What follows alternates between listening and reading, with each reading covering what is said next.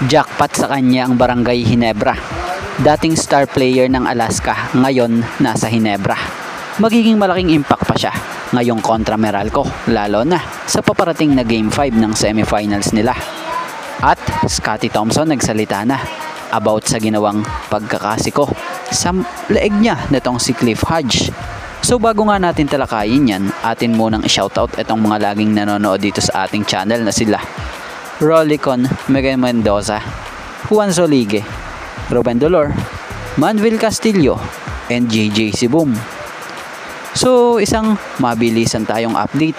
Kung natatandaan nyo, sa oras na to parang mapapansin nyo kay Scottie Thompson na nasaktan talaga siya at nahirapang huminga dahil nilabas niya na ang dila niya Yan nga, dahil sa pagkakatama sa kanyang leeg ng siko netong katunggaling player niya na si Cliff Hodge. So matapos ang laro, alam nyo bang sa isang interview, natanong itong si Scottie Thompson kung ano ang masasabi niya sa ginawa sa kanya ni Cliff Hodge. Ang pagkakaintindi natin sa ilang nasambit nitong si Scottie ganun lang daw talaga si Hodge. Parte daw ng game at okay lang daw kay Scottie Thompson kung nasaktan siya. Dahil yun daw talaga siya physical maglaro. So ganyan nga po ka-humble itong si Scottie. Kaya naman di na tayo magtataka dito kung bakit ganun na lamang siya kagusto ng mga fans lalo na ng mga fans ng Ginebra. So napaka-humble talaga. At mapunta naman tayo rito sa dating star player ng Alaska na ngayon jackpot ang Ginebra dahil magpahanggang ngayon ito'y nasa sa kanila pa. Alam nyo bang hindi na paghandaan ng Meralco si LA Tenorio nang biglang ginamit at gawing first 5 muli ito?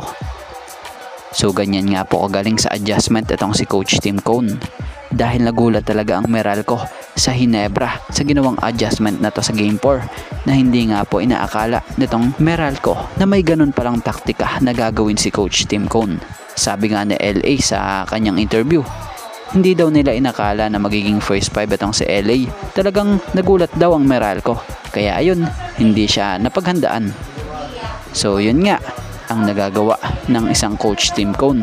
Magugulat ka na lang na napakaganda ng mga adjustment niya na gagawin. Nakita niya rin kung paano pinahirapan o nakita niyo rin kung paano pinahirapan at tinambakan sa Game 4 ang Meralco Bolts. Kaya naman panigurado may adjustment din na gagawin ang Meralco sa Game 5. Kaya abangan natin kung sino ang makakauna muli sa seryeng ito. Pero sa ngayon, kasalukuyan nga pong tabla ang seryeng ito na may 2-2.